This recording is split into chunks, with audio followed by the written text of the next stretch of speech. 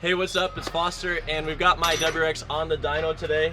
Obviously to find out how much power it makes. I haven't done a baseline dyno pull for this car since I bought it, and I want to get one of those out of the way so we can find out down the road when I add parts to this car whether or not they actually help it make power. So yeah, let's go ahead and see how it goes.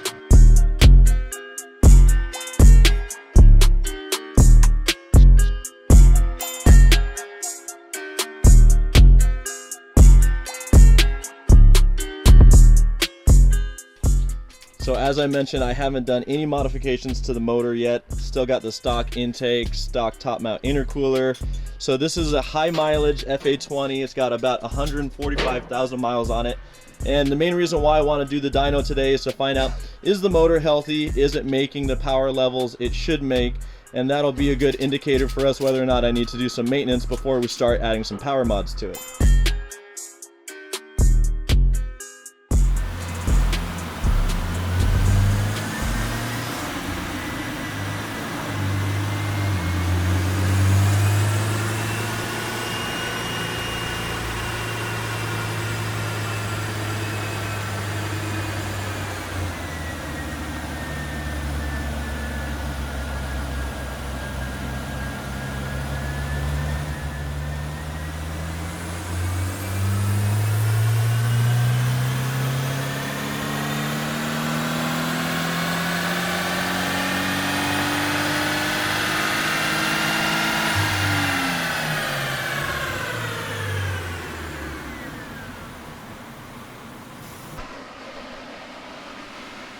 Hey, 238 and 264 foot-pounds.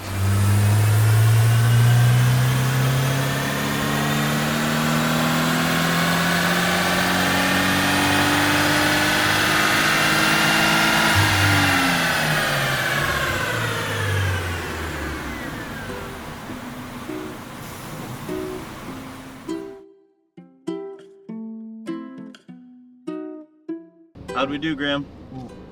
Not good. Not good. It's not very happy.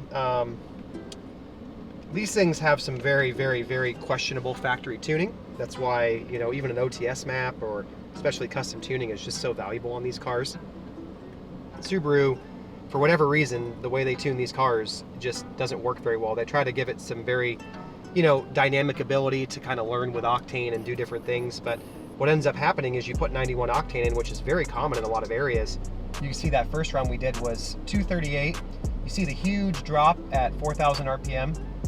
You can see on the fuel curve on the bottom, it's running pretty lean. There's a big knock event that happens. I'm logging it with just, you know, a standard OBD logger, you know, HP Tuners, you know, VCM scanner here. But I can see the big drop in timing there, so I know there was a big knock event right there. And then you can see the fueling just dives ridiculously rich all the way out, and that really kills the top end power on these. So let's talk about the dyno results from yesterday. I had a little bit of time to think about it, and to be honest, 238 horsepower is a pretty good number for a stock WRX. But the part that was bad about our dyno session was the fact that I found out just how crappy that factory tune is. First of all, it was pulling timing, there was probably some knock, then it was running rich and running lean. It really seemed like the factory tune was all over the place. Now, I knew that custom tuning was important for these cars, but I wasn't fully aware of just how bad that factory tune was. And it kind of makes me feel bad that I was tracking this car on such a bad tune. Now, luckily I did have some 93 octane gas in there, so hopefully that reduced some of the knock that was happening, but it's definitely not good. And so the next step I gotta do with this car is find a better tuning solution. For fun, I thought it would be cool to go through the steps that a lot of you guys take with these cars. So I'm gonna get a Cobb access port on here, and I'm gonna do some minor bolt-on mods, and we can flash a couple of their different off-the-shelf tunes. And then maybe I'll even go back to the dyno and we can check to see how good those off-the-shelf tunes are. But obviously long-term, I'm gonna have Graham do a pro tune on this car, and that will be a custom tune for all the modifications that I've got. And hopefully at that point, the car will be running a lot better and it'll be a lot happier. We might even put the car on E85 to give it some better gas as well.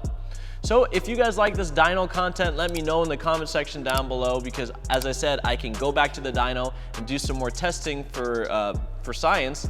And also give this video a like if you like the WRX content as well. With all that being said, see you guys next time.